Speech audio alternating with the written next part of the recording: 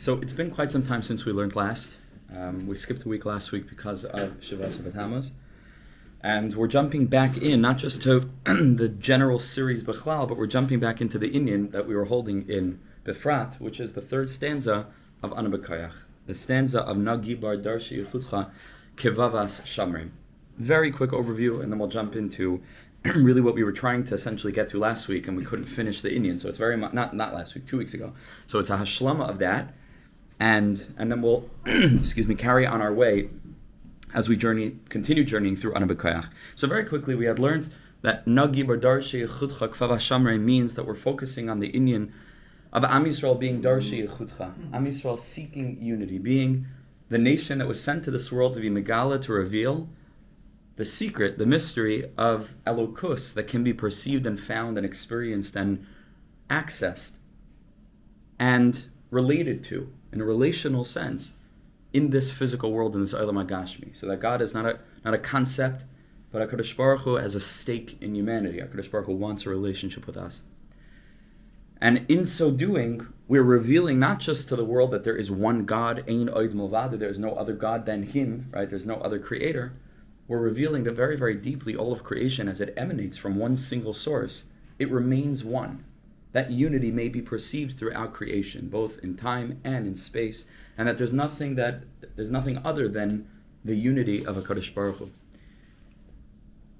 Darshei Yechutcha. That's what our whole mission is. That's what we're trying to do in this world. That's what we do when we daven. That's what we do when we learn. That's what we do when we do mitzvahs. That's what we do when we live our lives in accordance with the morality and the ethics and the concepts of Yiddishkeit, of Avodas Hashem. That's the message we're trying to spread and to inculcate into our hearts. Darshei, the inyan of Yechutcha. Shema Yisrael, Hashem Elokeinu, Hashem Echad. That's the whole principle. That's the whole foundation of the Torah. Hashem Echad.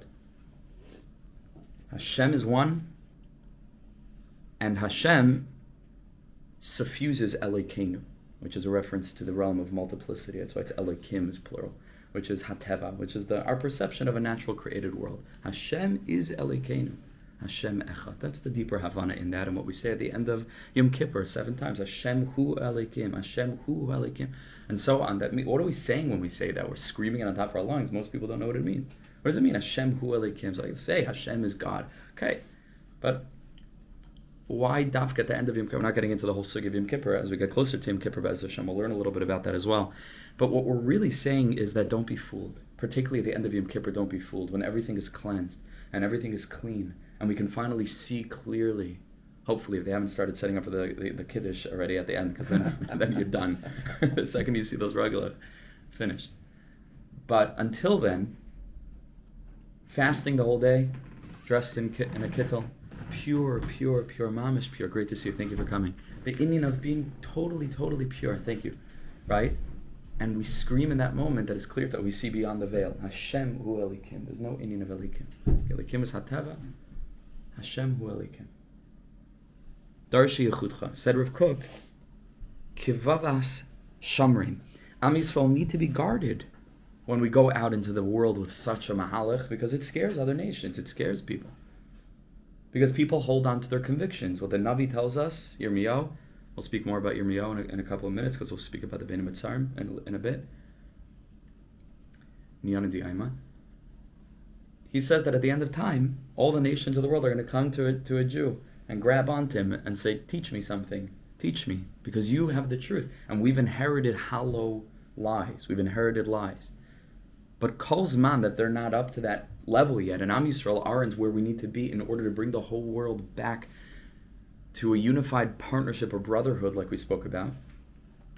So until then, it threatens them very much. It threatens them. There's nothing that scares a non-Jew more than a Jew that's mamish a Jew. Mamish a Yid. You know, every Jew is mamish a Yid, but I mean a Jew who's absolutely conscious and is not shaking from anything in the world. Plugged in with all 10 fingers to the outlet of Elokus. Nothing that scares them more, because they can't play around with such conviction.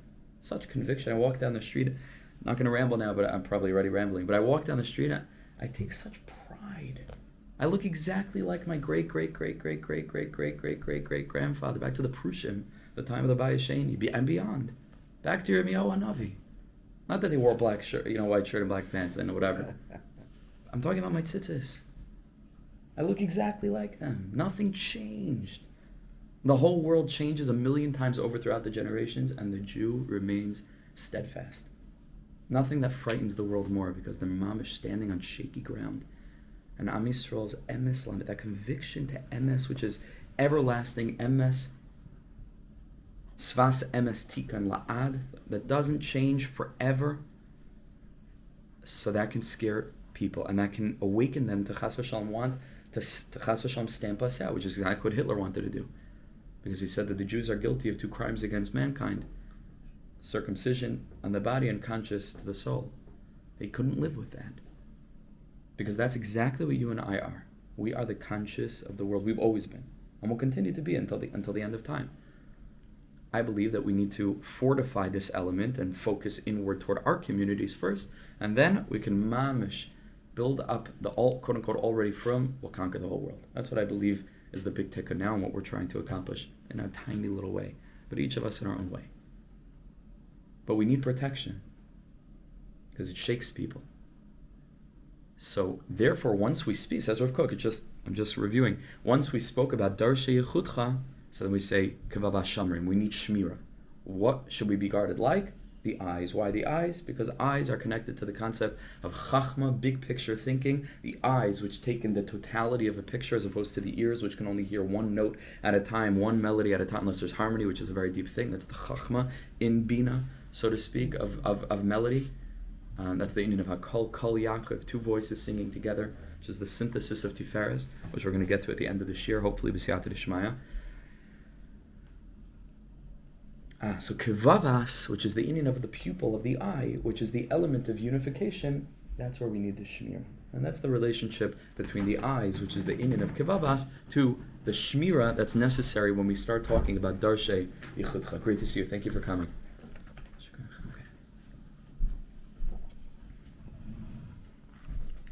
So, just out of interest, yes. Do they go according to the midas? For sure, of course they do. So no giboy is Tiferes, as Yaakov Avinu. But we're going to learn about that at the end of this year. Excellent, yeah. So last time we learned, 2 weeks ago, very, very quickly, we spoke about 2 general realms within creation. And when we say creation, I don't mean the plants and the rocks and the cows. Creation means the totality of creation, from the emergence of the Creator's energy vis-a-vis a creation, from the Ein Sof down to the realm of the physical, literal Gashmis that we're surrounded by, that's literal Elokos, but we don't necessarily live on that level, but Ein Oid Malvada Kipshuta. This is part of what we grappled with last time, very delicately.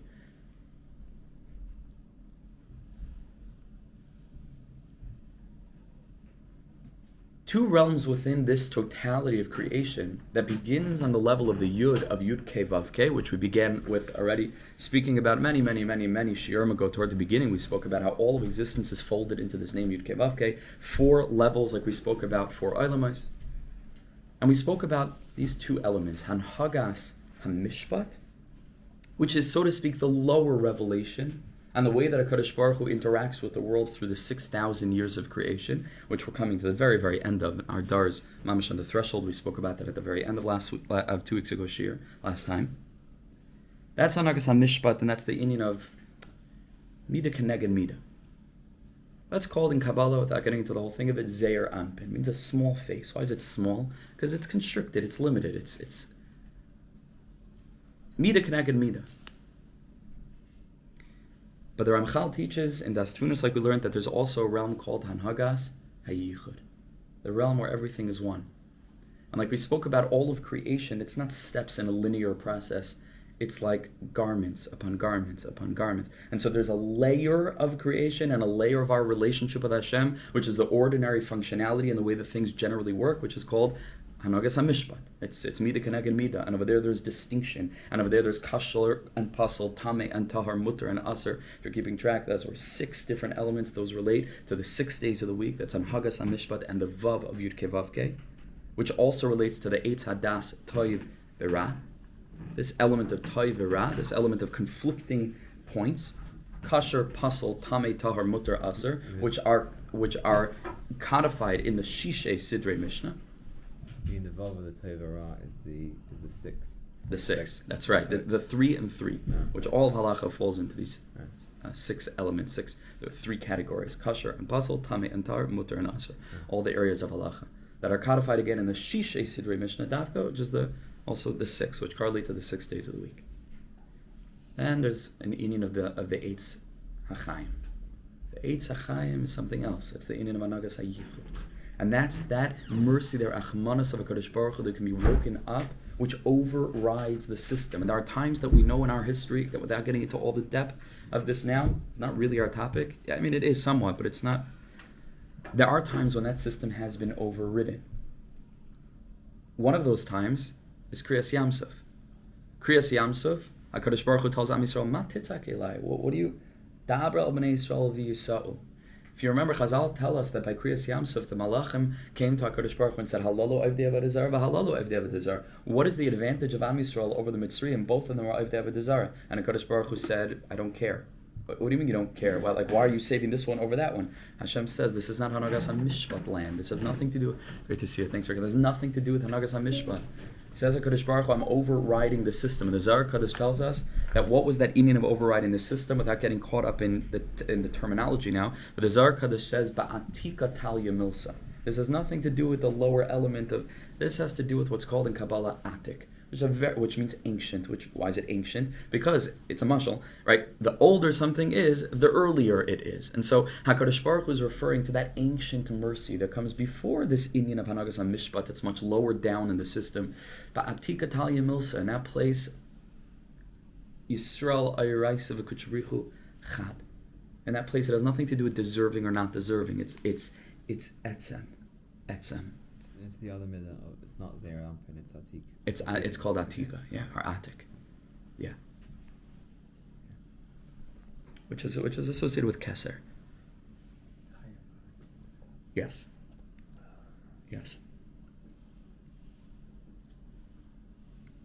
go back in time. That's why. You go back in time to the beginning. That's why it's called Atika.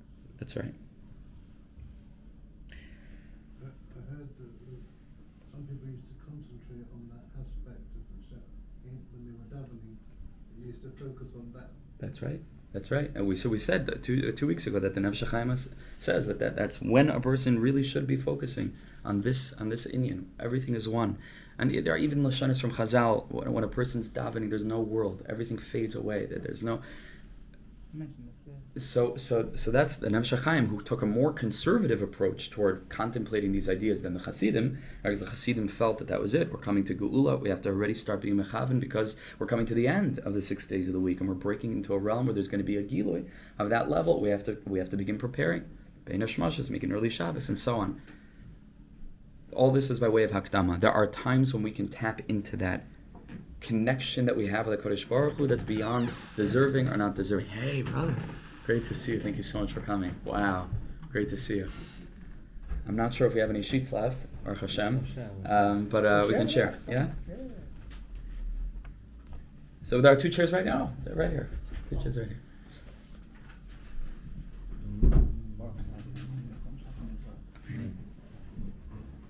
There are times throughout our history when this is revealed, when this element is revealed. This element. Thank you so much for coming.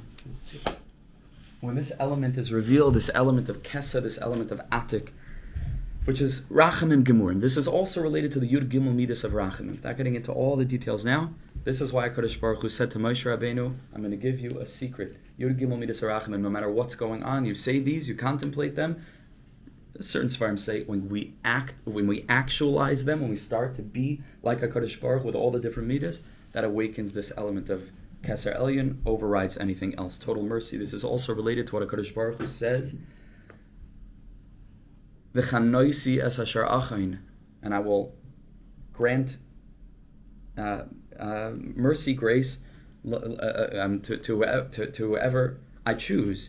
And Chazal say that HaKadosh Baruch Hu has what's called an Oitzer Matnas Chinam. It's the treasury of unearned gifts. HaKadosh Baruch Hu has a place where it doesn't matter you're deserving or not deserving. If there's a Shas Ratzin, Ace Ratzin, which means the same thing, it's an Ace. What does it mean, Ace Ratzin? That element of Atik, of Keser, is called Ratzin. It means it's the time when that element is being revealed. When that element is revealed, because it's the core of creation, listen very carefully to this, because it's the core of creation as the earliest manifestation of anything that would be created later, saying something very deep now, it is the core of everything in creation. And you and I have a core too. So in a time where there's an Eis Ratzin, why is there an Eis Ratzin? Shalosh Shuddis on Shabbos. If we're Zocheh to really experience Shalosh Shuddis properly, I bless us too. Yom Kippur. Different times that are Eis Ratzin means that's the time where you and I are able to tap into the deepest part of who we are. Where even though there are layers in between that make it look like we're not deserving, in that place, call it what you want, Pintaliyid, Chelik Alikani, whatever you want to call it, there's a place that's Kadosh V'Tahar. As you and I sit here now, we've slept through a week, all of us know that there are layers of whatever there are layers of.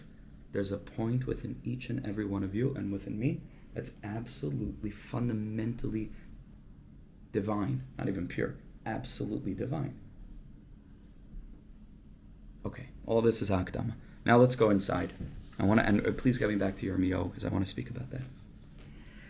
Vihine, kedei la'oira soida achdas al yoina azu, in order to bring about a revelation of this fundamental unity, this place that we've been describing now. Ubefrat kedei lahamshich shmir v'hagana l'chol darshi yichad Hashem ba'olam, and to draw down shmira, guarding those that have taken upon themselves the mantle, this responsibility of being Doresh Yichudei Yisbarach, being Darshei Yichudcha, to seek the oneness of God in the world and to spread that kind of consciousness. Heim Am Yisrael, and this is our holy nation.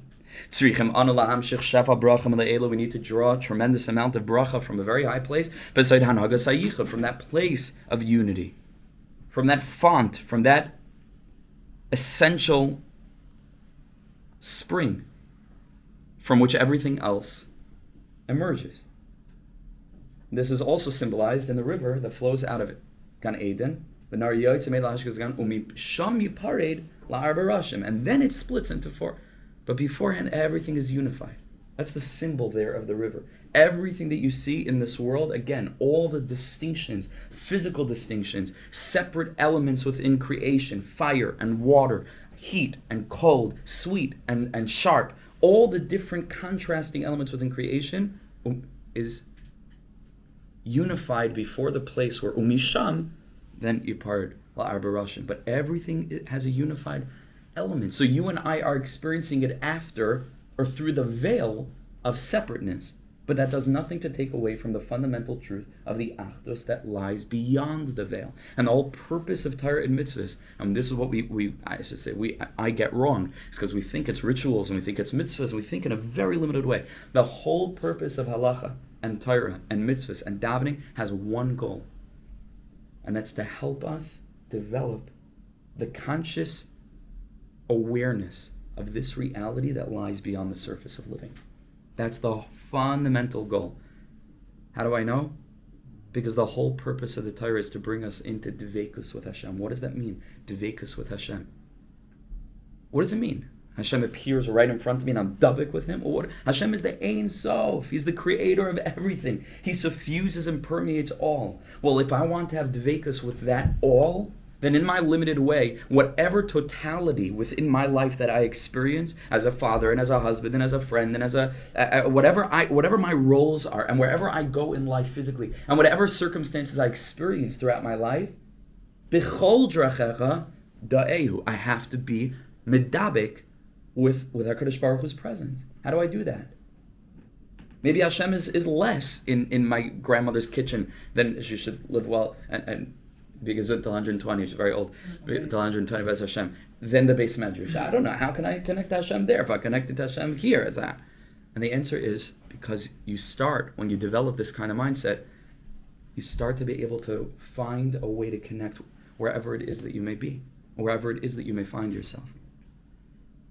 So we're trying to draw down this bracha from that place of Anhagas HaYichud, Soid Ar HaKeser VaHaChachma, which in the spheres, like we learned at length, is the light of Keser, which is the first revelation, which is the will of Hashem for creation, that encompasses everything that will then be thought of and then practically brought into being, and Chachma, which is that all-encompassing blueprint that already contains everything. That's the Sod, the mystery of sight, of seeing, that we've been speaking about, Kevav HaShamri.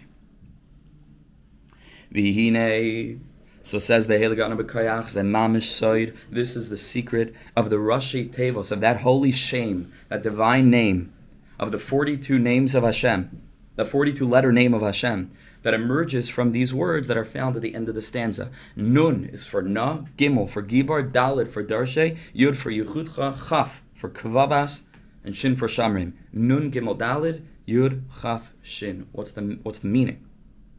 What is the meaning of these letters? Says the Heilige Reb Sasson. Shekain, Nun Gimel Dalid. What does it mean, Nogad? What does the word Nogad mean? It's the shirish of the word Agada. Why is it called Agada? Chazal tell us. Why? Because it draws the heart.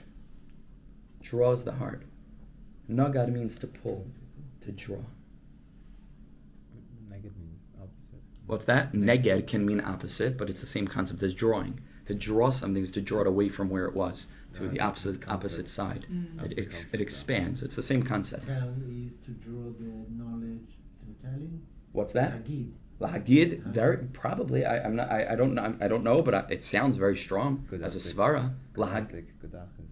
That's, by the way, that is this. I think he may even mention that. It's not in this paragraph, but he says, I think in a different place, that's what Nagad means. He says from good asik. Means to draw. That's exactly what it means. And lahagid means to take something that you know and to draw it out toward others. Yeah, that's the concept of Nun Gimel Dalid. Means to draw. Husayd ha'amshacha k'moisha amarnu. Yeah, so he had spoken about it earlier, but we didn't bring that piece. V'husayd v'hine sayd Yud Chav Shin. And now these letters, Yud Chav Shin. So Nagad means to draw.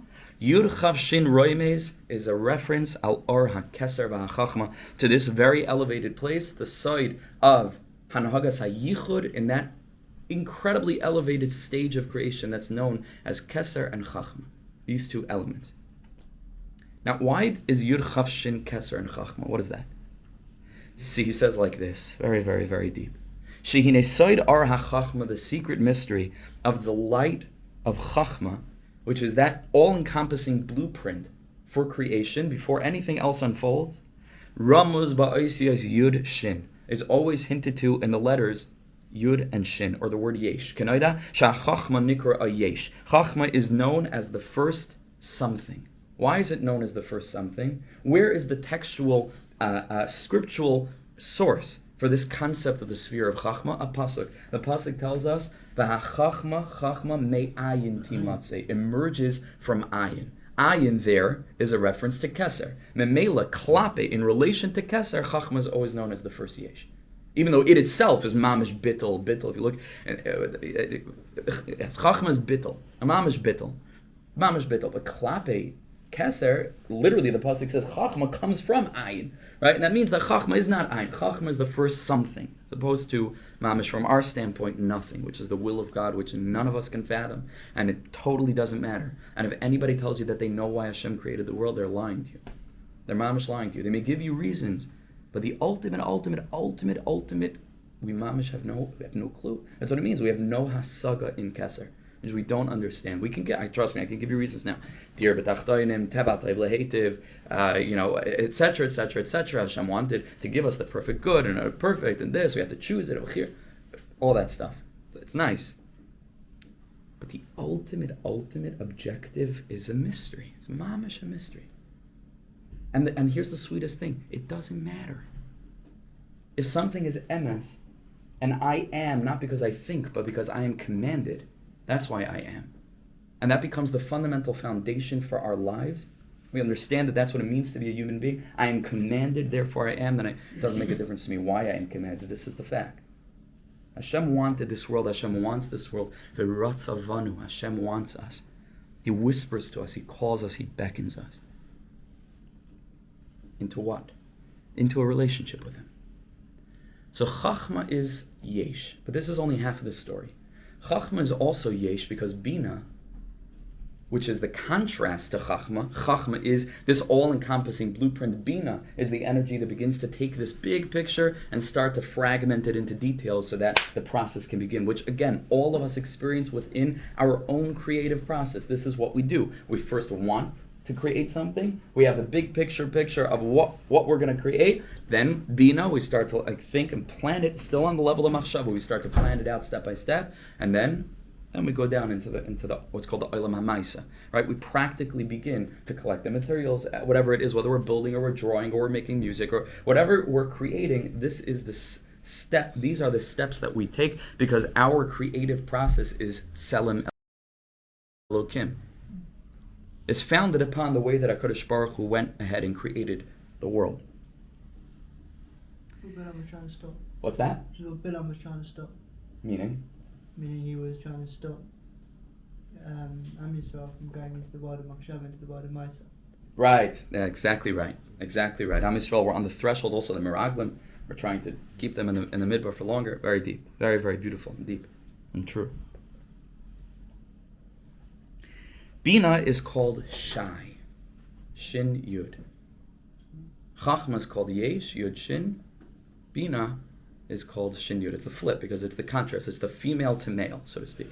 It's the flip. Why Yesh and Shai? So Yesh we already explained, and Shai is the flip around of Yesh. And these are connected in the Gemara to the Shai Oilamais. Right, these 310 worlds that are promised to the tzaddikim, la'asid lavai, because Bina is la'asid lavai. Right, Bina is also always Oilam Haba. So it's Shai. The pasuk is Yesh and Chanami, but that's the side Tarsh Peh, which is female. And so the pasuk is male, so it's Shai. Right? The Tarsh Peh on that flips it around. No, I'm sorry, the Tarsh B'Ksav is Yesh. It flips it around to become Shai. But here's the deepest thing in the world. What's the gematria of Keser? 620. What's Shai? 310. 310 and 310 is 620. So Keser and Chachma are what are included, so to speak. Chachma and Bina are what are included within Keser. Keser splits, so to speak, into two. Okay, the beginning of duality, very deep. From our perspective, within creation, Achaz v'shalom in Hashem, in creation. Yesh and Shai, 310, 310. Is it because you can't have Yesh without having something else there? Otherwise, it's no different than Kesef. If Chochmah had come out on its own, then it's beyond the scope, I think, of this and of me. The beginning of Yesh just needs to have more than one. Need to think about that. Shai and Yesh, just parenthetically, Chazeh Hashem, I'm happy she's going to be, but she doesn't listen to the Shir anyway. But my wonderful wife, her name is Shiur Yehudis, and my name is Yaakov Shalom. So he went to Rav Tzvi Cheshen, and I told him I was engaged, and I told him he was mamish, because Yaakov Shalom's rashei was Yesh, and that's the male aspect, and she's Shai, which is like unbelievable. So she's a little shy, so I didn't want to say. I'm sorry, Tassi. Sorry. Anyway, so that's just an interesting thing.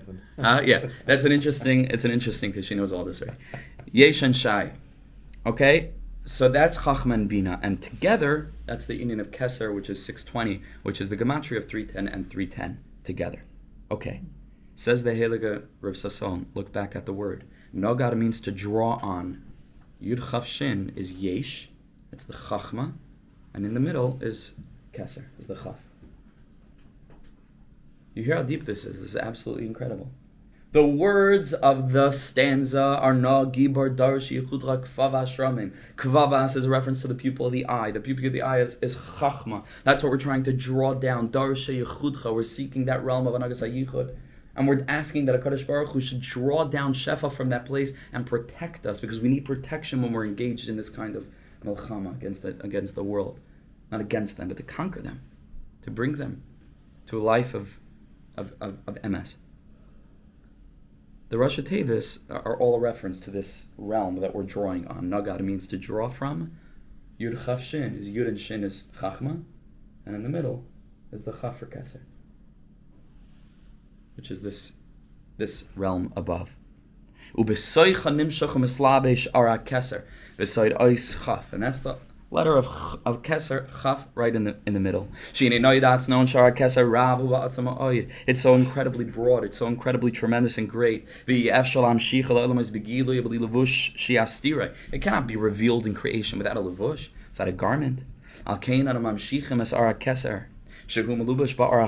why we're drawing down the light of Keser. That's melubash. It's wearing the garment, so to speak, because it's all lens after lens after lens after lens, like the Ramak explains. It was his yartzeit yesterday, actually. Through the garment of Chachma. V'hu soid b'chinas yesh. This is the element of the Yud and the Shin, hasoivev al b'chinas Chaf, that are surrounding, like a garment, that letter Chaf in the middle. Shuhu soid ha-keser lahiras al hamshachas ha-keser b'slabshus ha-Chachma. Skip the parentheses, not important for now. The revelation of Keser in Chachma. The Noidan, it's known, Shachachma Tzimtzamar Keser. It's already a constriction of that great light. Karamas Bekach Keser Oila Pamayim Yesh. Keser is double Yesh. It's double that. It's such a great energy. It's such a great light. She tzimtzam gadol biyachas lekeser. Like we said, in relation to Keser, Chachma is Yesh. Right? Because Keser is mamish nothingness. Chachma, okay, we begin to have some kind of grasp of Hashem's master plan, a big picture. Why? We don't know. That's Keser. But at least the wholeness of creation we can begin to grasp. V'naskil, and he continues on the next page. I cut out some elements here. Shesaid nun gibel dalit shu amshachu husaid hanahar. This is the secret of the river. A river is taking water from one place and drawing it downstream to another place. The Nahara, the Zohar Kadosh refers to a river, the Nagid v'nafik, Nagid, that draws around Menafik and leaves. The Nahar Zeh Husaid Habina. Bina is always referred to as Rechayvais HaNahar. It is a stream. Why is Bina a stream? Because the stage at which creation begins to practically, so to speak, unfold, and the pattern of 7 with which all of creation is marked begins, is Chesed, Sunday. The first of the 7 colors of the rainbow, the first of the 7 metals. We've been through this. The first of the 7 continents and musical notes. And all. Everything in nature, that's the lower realm. That's the Indian of 7. The first 3 is wrapped up in the mind. It's all unified. And then things begin to unfold in the body, the right arm, the left arm, the torso, and the red, and so on and so forth. So it turns out that if Bina is the sphera, is that tool, is that energy before Chesed, then it serves as the bridge between Keser and Chachma, and then Chesed and all the others. And in that sense, it's a river, because it's the river Hayotzim Eden, right?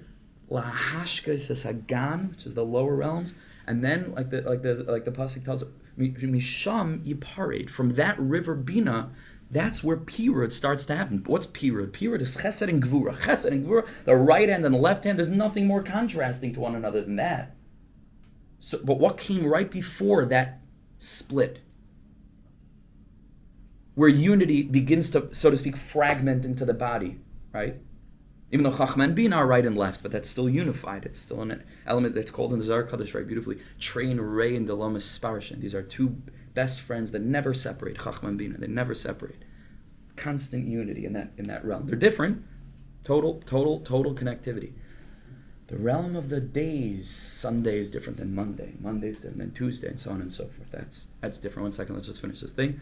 Right? That's already different. So Bina is the side of Umisham Yiparid, that's where Pirud begins, and it serves as this Nahar, this river that flows, that takes Shefa from the higher place and brings it down to a whole new strata of existence. Can we hold it until that? Yeah, I was trying to understand this particular point. Yeah, okay. Is what you're saying that Bina is kind of what gives us the insight? Because we know Chesed and everything else after it, but we don't know much more, and we don't know Chachma, we don't know Keser. But given Bina, how it interacts and it flows from, we get an inkling of what's behind the Bina. Is that correct? It's definitely an element of that. Bina has 2 chalakim. The first part, the higher part, is absolutely bound up still with the upper realms, but that's where all brokenness begins. That's where all separation starts in that place. And the Zohar Kadosh says, Ein hadinim nimtakim ela b'sharashim. All harsh judgments that are associated with separation, because why is separation associated with judgment? There are a couple of ways we can say this, but very basically, because Hashem is absolutely good, is Taiv Hashem Lakal, is absolutely good, and Hashem is absolutely one. And so the more we fall into the trap of separation, the more the goodness of Hashem is obscured. And we start to think that this happened to me, and then that happened to me, and this was good, and this was bad. Whoa, that's already not good. That's already fundamentally flawed and tainting our potential ability to relate to the world with a much stronger foundation, to relate to the world from a place of yichud. Din is, so the Zohar Kodesh says, Ein hadinim nimtakim. If you want to sweeten din, elo b'shayrashim. You got to go to the shayrish. Got to go to the source. And this, I'm not getting into this now, but this is the secret of tshuva. Because Bina, I really don't want to get into this now, Bina is the realm of the Kisei HaKavod. And Chazal say, Gedoyla tshuva is great. Why? Shemagas ad Kisei HaKavod. Tshuva elicits from within the depth of the Jew that nekuda, that tiny kernel, that small little point of a ratzon tov, of a desire to change, a desire to be better, that's always there. And that alone is able to go back to that place of Bina and sweeten everything. It brings us beyond all the appearance of fragmentation, and it unifies our life. We only want one thing. Ritzaneinu la'asas ritzanacha. That's our whole ratzon. Ritzaneinu lirisas malkeinu. We just want to see you. Kodesh Baruch Hu, we want to build a relationship with you. It's the only thing that we want. And all the other things that it seems that we want are that fundamental desire in disguise. And we're looking for you in a million places. We don't even think anymore that we're looking for you, because we start to fall into the trap of thinking that we want this, and then we want that, and then we want the other thing. No, that's still fragmentation. So you, as a person, want a million things. Mamish avodah zarah. It's mamish period. Because you're just as unified as he is. We are just as unified as he is. Because in that sense, chelek alekam yimal, all of us are one.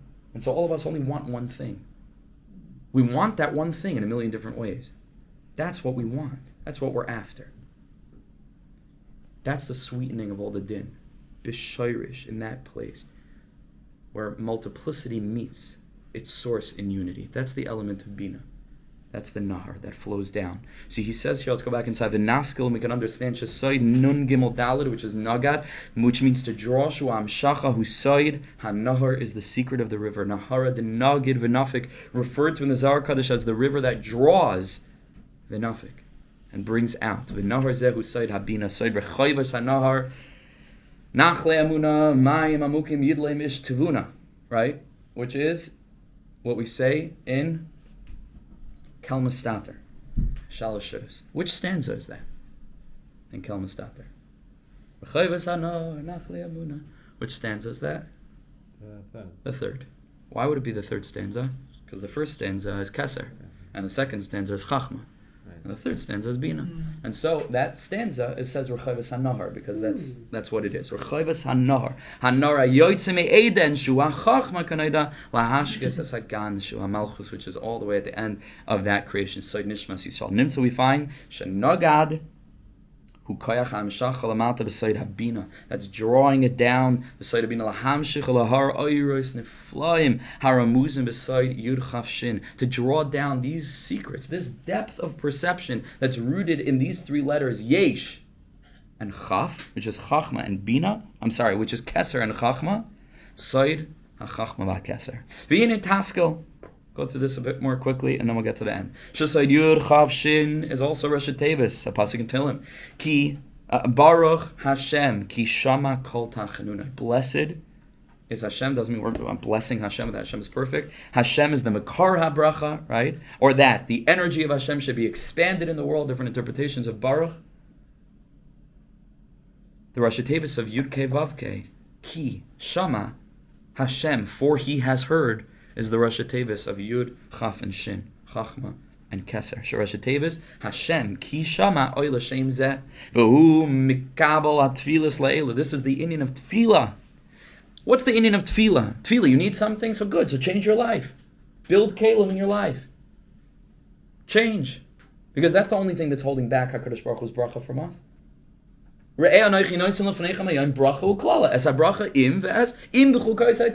all of us need things in our lives. So change. What's the meaning of tefillah? What's the meaning of tefillah? Tefillah means we're asking for a revelation of rachamim. How is the tefillah is always referred to in what do Chazal say? Al tas tefillas keva ella rachamim v'sachnunim. Tefillah is called rachamim and tachnunim. Why? Tachnun. What's the shiur of the word tachnunim? It's chen. We're davening that HaKadosh Baruch Hu should give us, not to use a Christian word, grace. Right? It was a Jewish concept first. And they took it, and then they pretend that there's no concept of grace in Judaism. Mamish, the craziest thing. Mamish. We're davening for grace. We're davening for matnas chinam, for a free gift. The whole premise of tefillah embodied in David HaMelech is that we are not deserving. That's the premise of prayer. Again and again and again and again, especially in the slichas, we say, Ki al rachamecha rabim anu betuchim. We don't rely, right? Somebody help me out here. There's so many expressions of this slipping my mind right now. In Tachnun that we say on Monday and Thursday, we say we're not. Yes, the whole inyan of tefillah is that we don't have. We're coming to HaKadosh Baruch Hu. Right, exactly. We don't know what to do anymore. Imamarti mata ragli. We recognize we're insufficient. So then, then there's a revelation of that place. So that's the inyan of tefillah. And he says that's why the rashei teivos of Baruch Hashem ki shama kol tachanunai chen, that HaKadosh Baruch Hu heard the voice that's calling out for grace, is the rashei teivos yud chav shin. When we're davening in such a way as I oile b'chele yater, so it's a very strong kind of tefillah. Halavai, we should all come into our tefillahs with this consciousness, not to come like daven, like we think that we're now we daven, so now we earn something. It's mamish the opposite of what tefillah is. You come into Shemana Esrei, I got nothing, but you got everything. You got everything. I'm coming to you with that awareness, that consciousness. Not so much so that Rebbeinu Shalom, not only do I not have zechusim to daven about, I don't even have a davening without you. Adni sefasai tiftach. Hashem, I cannot even begin to daven until you open my mouth. I can't say a word. That's how we begin Shemana Esrei. Adni sefasai tiftach. Hashem, open my mouth. Open my mouth for me. Because we recognize in that moment that I don't have a mouth. I don't have. Ein oid malvade, which is the hasaga of Shemana Esrei, of tefillah. Ki shat tefillas achuzas banagas hayichad as hayodas bechiliyata b'soid shas ratzain. Sho aras ravad Ravin, which was revealed at Shalosh Shudas. That incredible revelation of ratzain, and that's what Shalosh Shudas is supposed to be. Is just to sit and to have ratzain. It's not a time for learning. It's not a time for. I know that poskim that say that you can be yotz. It's not really. It's really not. It's really not. Tkiyah shayfer is. I don't know. I'm talking for me. Tkiyah shayfer is also not a time for learning. Talmud Torah can get kulam. It's true, but now we're blowing shayfer, and it's not me that's saying this. If you take a look at Rav Shimshon Pincus, Sha'arim B'Tefillah, he literally says this in the Hakdama. That mashal. Take a look. All right, you've seen this? Okay, you're a Pincus guy, right? And take a look. He says there. He says, what tipshim would be sitting and like they're blowing shofar, and you come to the back and we tell them like it's not a time for daf yomi. They're blowing shofar, and they say, "Hey, Talmud Torah gonna kulam." You're right that Talmud Torah gonna kulam. But HaKadosh Baruch Hu wants different things in His world. He wants different elements at different times, and we need to engage Him in those different ways at those different times. Shalosh Shudas is mamish. It's an avoida, mamish and avoida. But we're not conscious of what Shalosh Shudas is. So how in heaven's name should we ever think that Jews should do anything other than learn, which is the only thing that they know how to do? Why should we do something else? But once we become a little bit aware of what's being revealed at this time, what I can reveal from inside of me, I'm not running from everything. It's so much easier to learn Baba Basra, Dav Ayin Dalit, whatever, I'm just picking a daf, than to mamish sit and to open my heart in the deepest way. First Seder is not a time for doing that opening heart in the deepest way, and that's a time for learning. There are times for doing different things in Yiddishkeit. A healthy Judaism has a variety, just like a healthy diet. There's many different kinds of food. Can't expect a person to be completely healthy if they're missing basic vitamins.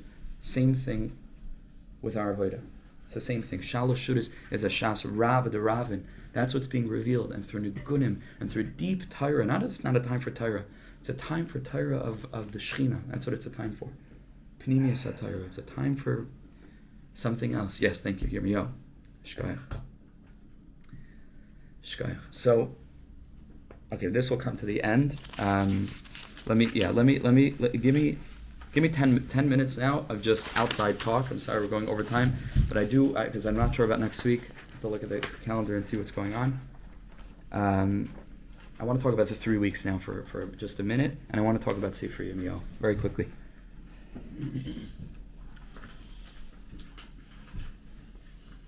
First, let me tell you outside what he says in the next 3 stanzas. This is the point that you brought up before.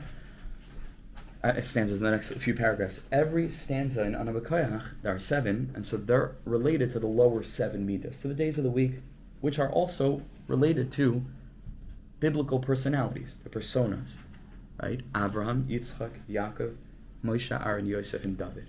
We call them the Ushpizin. Those 7 shepherds, Shiva Royim, 7 shepherds.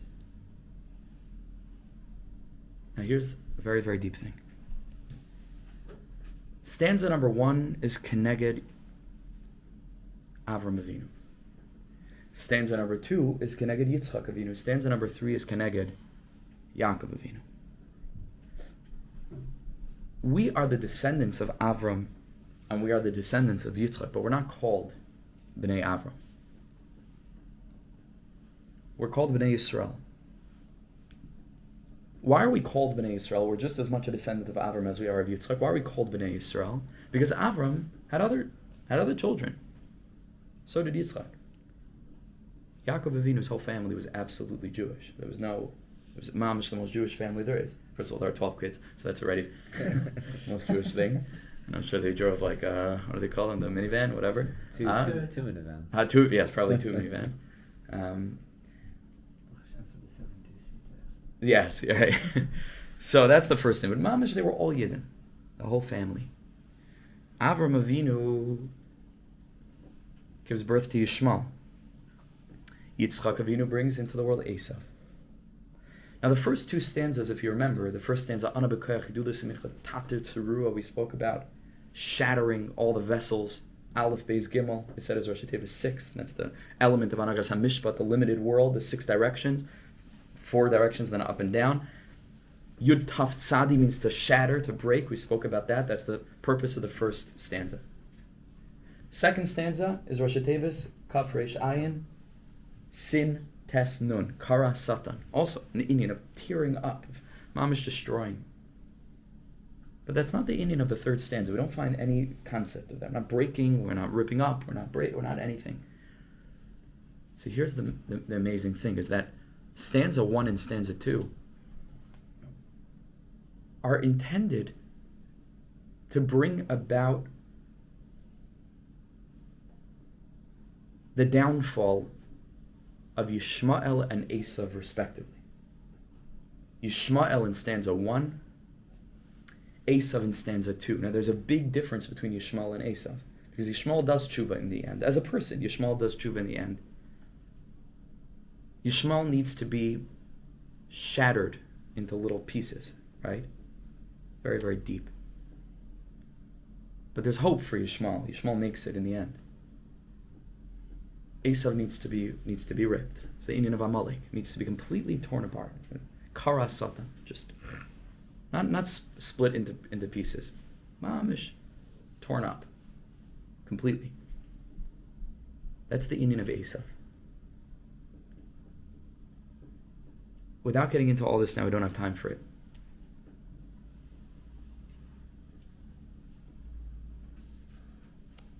The Medrash tells us that Avram Avinu was redeemed from Ur Kasdim and was freed from that terrible matzav shas sakana, being thrown into a furnace, on account of Yaakov Avinu that he was going to bring into the world. We say this: Asher pada es Avram u'shvas liYitzchak v'yamideh liYaakov. Chazal say, Pada es Avram was only so that Vayamidel Yaakov. That was the reason why Asher Pada es Avram, Shvasa Yitzchak, because there was going to be a Yaakov Avinu in the world. And it means that Yaakov Avinu's whole thing in the world, once he's revealed into the world, is to then turn around and to battle the other forces in history that came before him.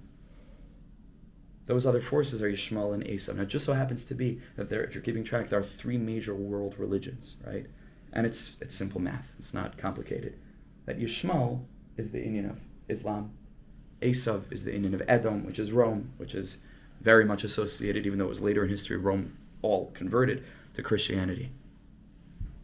Parenthetically, there's a fascinating thing, because we speak about Yichud and Pirud. Somebody's phone is buzzing. We speak about Yichud and Pirud.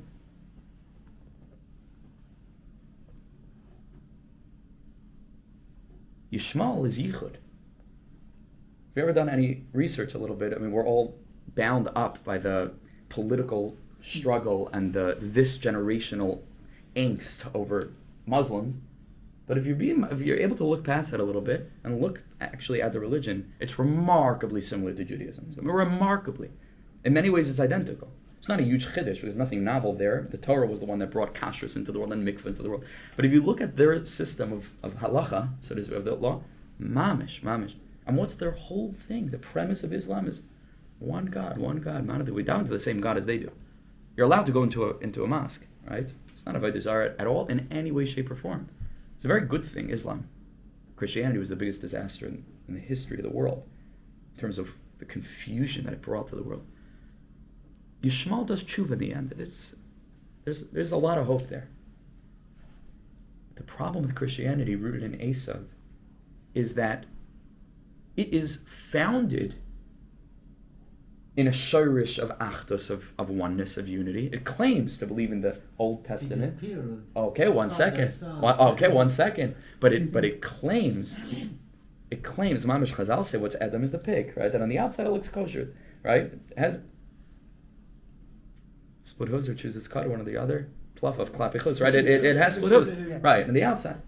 So Christianity is also, they also tell you, one, everything is one. All this stuff, and mamish, the element of how it splits into pirud, and what kind of milchama it brought to the world, what kind of angst and cruelty Christianity brought to the world, particularly upon the Jewish nation, says the Ramad Valley, the Talmud of the Ramchal, why Esav's head is buried in the Ma'aras HaMachpelah, but the rest of the body is not. Because everything that's sheker, that lasts, must be in some way rooted in truth. And there are elements of Christianity, just like everything, that are true, right? Our Torah is part of their canon, right? They call it the Old Testament, right? It wasn't the Old Testament before they came up with the new one, it was just the Testament, right? So that's the concept of the head of Esav, which relates to the realm of unity, but then it splits into terrible, terrible period, which is their whole mistake. Terrible period.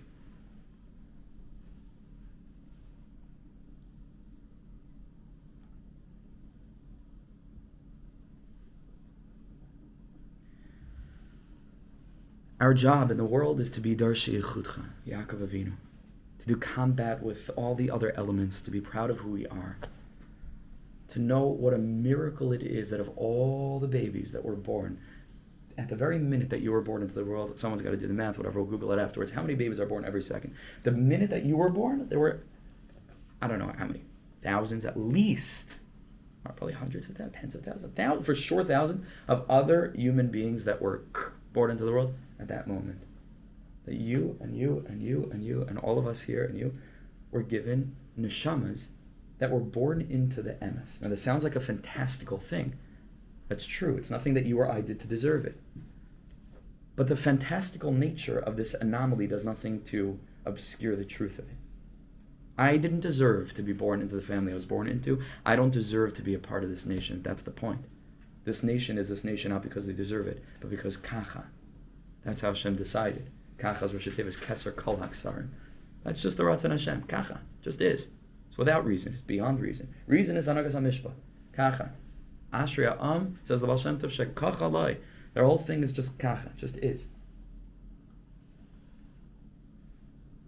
We have to understand who we are. I told somebody today, I'm Zeicha to learn with an old classmate of mine who's finding his way like I'm finding mine. I told him, Judaism is the most boring religion. It's mamish is. It's so boring. It's so plebeian. It's so like it's so this world, like it's so normal. There's nothing like strange about it. I mean, there are a couple of strange elements of it, but in terms of the way that it keeps us as human beings, this liturgy, this text, these laws, there's nothing like. But it's the most sensible. It's almost as if Judaism throughout history has been the adult in the room. Always. Torah, true Judaism. Very conservative. Our Rabbanim, if you learn the history about what was going on in the Second Temple era, and this is where we're getting to Yermiyahu, even though he was the first Beis HaMikdash, but at least in that area, the Prushim, of whom you and I are the heirs of the Prushim. You know, there's no one else left but the Prushim. Reform and conservative is a very recent development. Every single Reforms person, great-great-grandfather was an Orthodox Jew. Every single one of them. There's no other kind of Judaism. That means that the only Judaism that survived was this sect called the Prushim, who believed in Torah Shabbat. Nothing changed. Nothing. These people are so incredibly boring. You're right. But when you have the truth, you don't want to change an iota. And it'll remain true until the end of time. Not one iota changed. Not one. Not in any fundamentally important way. All the things that have changed are not important. White shirts, black pants. Shtuyot. That doesn't matter. Not a bit. Not a shred. Now you can choose to do it just like I choose to do it. That's on you. That's not Yiddishkeit. It's not what matters. The things that matter are the same today as they were at the times of the Prushim. And guess what? The whole reason that the second Beis HaMikdash was destroyed, at least on a technical level, was because of the provocation of the other sects, of the Biryonim, of the Zealots. And you know what the Prushim were trying to tell the Biryonim? Stop. Don't do this. Not a good idea. We'll live. Yeah, it's not an ideal situation. The Romans are breathing on our heads. But this is okay. They were the adult in the room. They've always been the adult in the room. This is our inyan of Darshi Yichudcha, bringing to Yermiyahu for two reasons, and this will end. Reason number one is that if you read the Sefer Yermiyahu, which I did for the first time this week, even though I've learned different sections of it, I sat for about 5 to 6 hours and I just read the whole thing, one sitting. Highly, highly recommended. Highly recommended. Don't know why they don't teach Tanakh in yeshivas. I'm telling you, we know so little about what it means to be Jewish. I'm telling you, it's crazy. We're the most educated Jews there are. We know so little. I'm talking about me. So little. Mamish, we have to educate ourselves. And this is what all of us are in the perpetual endeavor to do. Yeshakach, thank you very much. Again and again and again, HaKadosh Baruch Hu tells Yirmiyahu and Avi, don't daven to me. Don't daven on behalf of these people, even though Chazal, in a number of places, likens Yirmiyahu to Moshe Rabbeinu. He says, don't daven to me. And what I can take out of that, based on all of this, is that HaKadosh Baruch Hu is relating to Am Yisrael, and this is crucially important, on a Hanhagas HaMishpat level. People look at the what they call the Old Testament, this vengeful, angry version of God, this jealous, narcissistic being that just wants to cause plagues and murder people. It's very hard for me to sit sometimes in shul. Maybe you have the same feeling. Maybe it's a little heretical to say. And the Baal Kaireh, who probably doesn't know what he's saying much of the time, is just reading words about like hundreds of thousands of people were killed here, and he's singing it along. It's like, whoa! You just sad, like, feel something. People die. Like, it's not, this is not a simple thing. We can walk away from a cursory reading of Darsha B'Ksav and say, a maniacal being. A maniacal being we may still have to serve, but a maniacal being nonetheless, at least to our perception. If you take a look, What's that word? maniacal, like a maniac. Maniac. That's for sure. But if you take a word, if you take a look, Chavra, let's say if you take a look in Yirmiyahu, do you know what HaKadosh Baruch Hu was so angry about? He wasn't angry that they weren't wearing tzitzis. He wasn't angry that they weren't davening. He was angry that they were sacrificing their children to Baal, which was an idol. And there's even a place today in the Gei Hinnom, which is a valley, right on the other side, which we call Gehenna, but it's an actual physical place. where they have identified the location where literally they were burning. The place is still black. It's charred, a rock. They burnt babies alive. I think you and me would be angry. I think if we heard of our neighbor Chas Hashem doing anything like that, or anyone in the world, it would bother us. We'd get angry about it, and we'd be absolutely justified. HaKadosh Baruch Hu said to Am Yisrael, I'm not wiping you out like that. I'm giving you chances. He sent Yirmiyahu again and again and again and again and again. He said, listen, I love you guys. Hanagas HaYichud, he refers to us in the most beautiful terminology, the way Hashem loves us. He calls us Ahuvi, like Mamish, my beloved, sweetest friends and brothers and soulmates. For you, he says again and again, not for me. It's a pasuk. He says, you think that you're angering me? I don't get angry. I'm not. He says, I'm trying to help you out. There are two paths in front of each individual in each community. One is the path of Toiv, and one is the path of Ra. And HaKadosh Baruch Hu says, for you, I want you to choose the path of Toiv, not for me. Have mercy on yourselves. And HaKadosh Baruch Hu tells Yirmiyahu Hanavi that the response was, we shan't. We are not walking on the path that you're guiding us toward. HaKadosh Baruch Hu says this can't continue. This can't continue. And that's Hagan Hagas HaMishpat. HaKadosh Baruch Hu tells Yirmiyahu, don't daven. Because tefillah, like we're learning, is awakening that element of Hanagas HaYichud. HaKadosh Baruch Hu says no. Right now it's within. And he still tries. It's unsuccessful. And ultimately, Yerushalayim is lost. But you know what HaKadosh Baruch Hu also keeps saying, with this will end? After describing what's going to take place in Yerushalayim in horrifying detail, HaKadosh Baruch Hu continues to say again and again and again and again throughout Yirmiyahu Navi, and we find the same thing in Eicha. Anochi loichi lisi. I shall not destroy them. I shall not eradicate them completely. That's, you know what that is? Why? Because there's Anhagas HaYichud. There's a point of Jewishness that must ever remain, even if not in the form of a particular individual. As a nation, Klal Yisrael, we're bound up to Hashem in a way that transcends how much of a covenant we keep or how much of a covenant we break. That's called the She'eres HaPleita, that remain and that survive and that go down to Bavel and that come back 70 odd years later in waves and are ultimately not able to hold on to that experience either very quickly. You see that they lost that too. And they're sent into Galus. And you and I are still on that journey, but you and I are still here. Prushim in Orthodox Jewish form. It's the same thing. It's the same thing. We think the same, we talk the same, we care the same, we feel the same, we believe the same. And the whole world has changed billions of times, but we are Darshe Yichudcha. And we're bound up with the Yichud of HaKadosh Baruch Hu, the Anhagas HaYichud. And that's the message of, I think, of the 3 weeks of Chodesh Av. Recognizing HaKadosh Baruch Hu takes this whole thing super seriously. He's not playing games. He is absolutely not playing games. He has a stake in humanity. Why? He has more of a stake in humanity than I do. I have no idea. I have no idea why he cares so much. That's called Keser. Ratzon, I can't fathom it. I don't care. He cares very much. He wants a relationship with you. With me, with all of us. He wants a relationship. We were doing sometimes the right things. HaKadosh Baruch Hu wants the leiv. Am sachal, leiv ein lahem, the pasuk says in Yermiyahu. They don't have a heart. Rachmana liba boy. That's all he wants. Not rituals and not behaviors and not hashkafas and ideologies and associations and affiliations. Hashem wants our hearts. That's what he wants.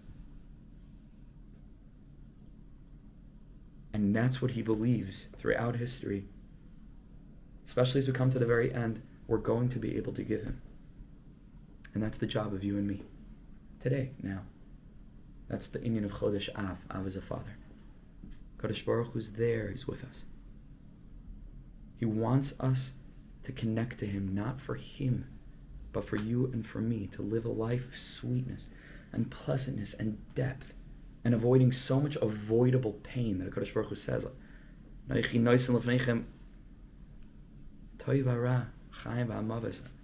it's yours to choose. That's called life.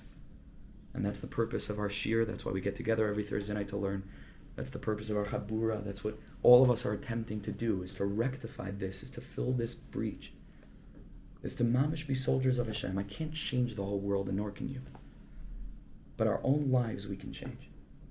Our own lives we can mamish change. We can live with pride. That's my bracha to you and to me. We should be Yaakov Avinu people. Darshei Yechudcha Kfala Shamrim. Reflect earlier back on the first two stanzas, not Yishmael, not Esav. We're taking it to the finish line of history. We should be zeicha to see the building of the third Beis HaMikdash, or the coming of Mashiach Tzidkeinu, the Gula Shlema Amitus V'Meira B'Yameinu. Amen. Amen.